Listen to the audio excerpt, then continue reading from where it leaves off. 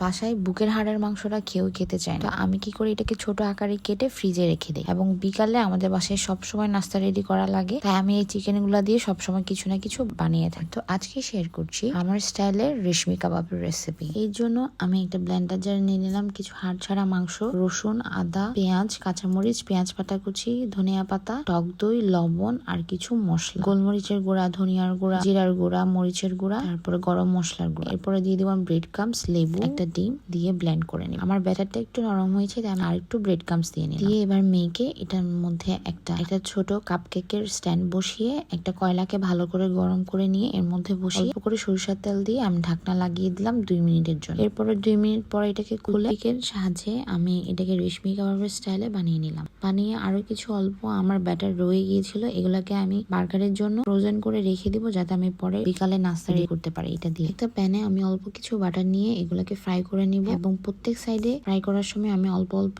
করে butter brush করে দিয়েছি। এই তো রেডি আমার রেশমি কাবাব, একদম জুসি। আমি এর সাথে মেয়োনেজ আর একটা সালাদ টক দই দিয়ে বানিয়ে নিয়েছি, এটাকে পরোটার সাথে খেয়েছি। এটি আসলে অনেক মজা, ট্রাই করে দেখবেন। হোপ আমাকে জানাবেন কেমন হয়েছে। আসসালামু আলাইকুম।